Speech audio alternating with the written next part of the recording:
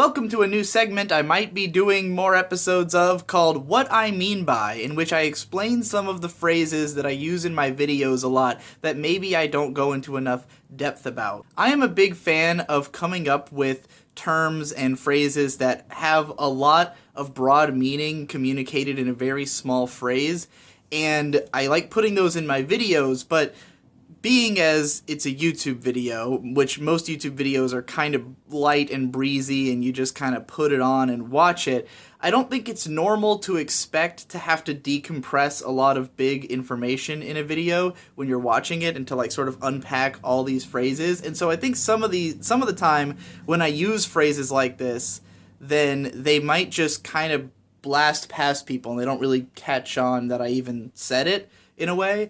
And I think a lot of these are easy to understand in context, which is why I use them. You know, I don't think people would totally not get why I'm saying these terms, but there's also more to what I'm saying than just what is in the sentence. You'll understand what I mean when I start breaking this one down. God, there's a lot of cars going by right now. This is why I don't film during the day. So the first term that I'm going to be breaking down is categorical attraction. I think I might have first started using this in the Asterisk War videos, where I was describing being categorically attracted to a pink-haired tsundere voiced by Ai Kakuma. And categorical attraction is sort of a term I've come up with that sort of means the same thing as the database, or database attraction, which is a concept that was thought up by, I think his name is Hiroki Azuma, something like that. Don't quote me on that. He wrote this book called Otaku Database Animals, and I haven't read the book, so I don't want to speak too much about his theory, but I've heard it related by many people when they're talking about anime and manga, about how anime fans have a tendency to view characters as these sort of elements taken from a database of ideas. Like, a character isn't so much something that comes naturally from the story a lot of the time, but a collection of different database elements, such as, you know, the tsundere archetype or the blue hair archetype, and you sort of take the different points of what you like out of that database and construct something out of it.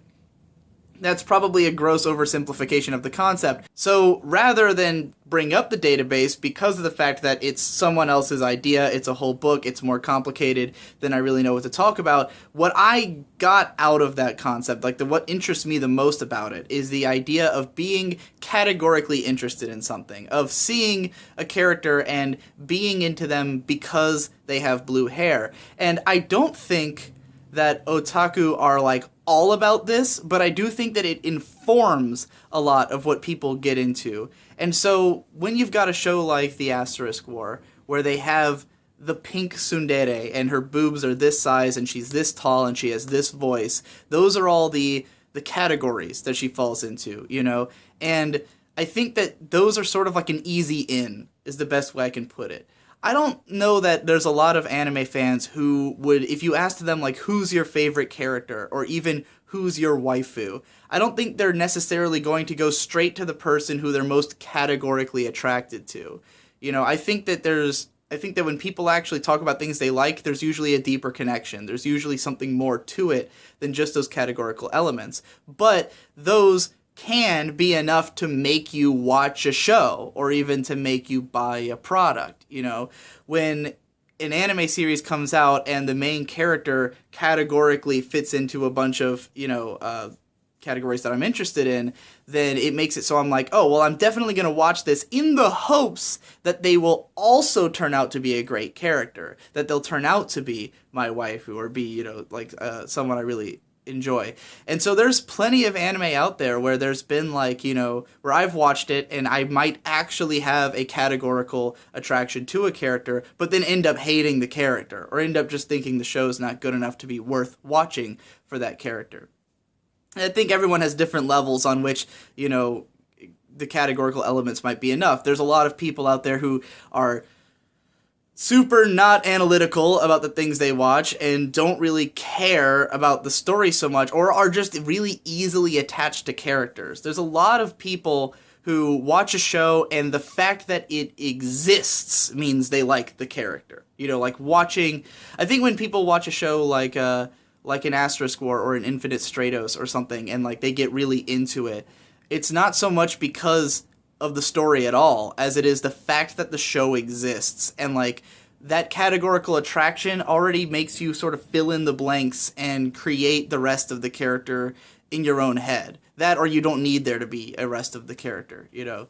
But I think it's different for everyone. And again, this is a very complex idea, which is why I don't want to have to explore all of this every time I use the phrase in a video. So, which is why in the Asterisk War, like what I was saying was the only reason to watch this show is if you're so categorically attracted to this character that there's no other options, or like it has to, like, because there's plenty of other pink-haired girls of her body type, of her, like you have to either really specifically like this show's art style, like just the bare things that make it distinct from another show, like, which even then you've got Infinite Stratos, which pretty much looks the same, but like it has to be that, you have to like that art style, and there has to be something more, because everything about it is so basic and so generic that like it has to come down to wanting her to also be voiced by Ai Kakuma, like it has to come down to every single part of it is right in your strike zone, because otherwise you have other options. You have other better options, unless what you find attractive is not having a personality,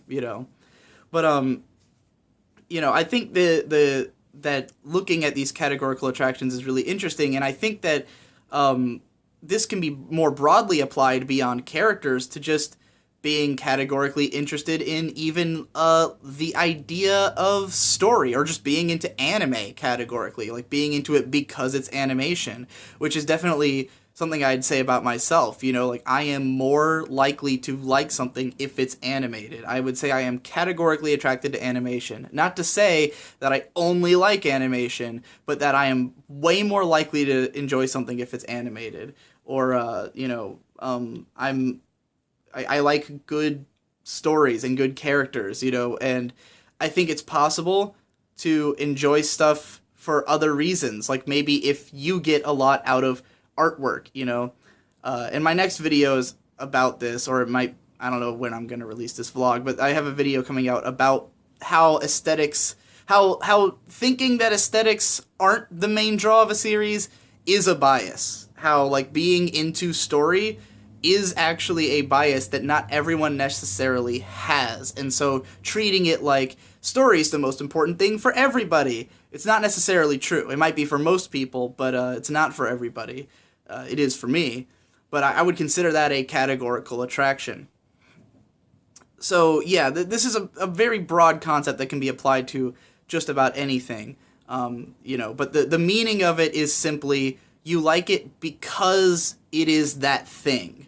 Not so much that it has to win you over. I guess it's sort of similar to the word bias, but it's more so than like going into it expecting to feel a certain way. It's more like you're more likely to be attracted to that thing, like I mean there's, like I said, there's plenty of characters who I would consider myself to be categorically attracted to, but then in other elements they fall short. Or there's other characters who I would not consider myself categorically interested in, but who, because of like certain instances in the story, like for instance, who's a good example of this?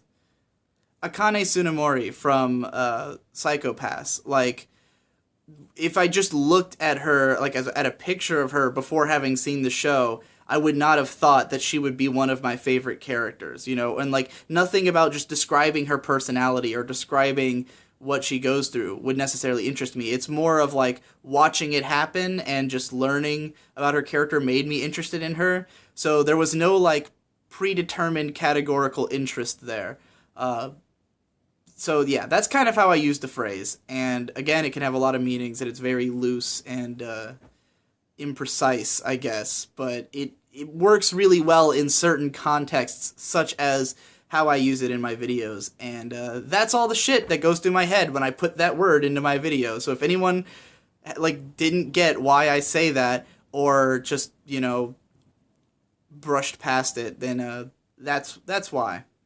I hope that made sense.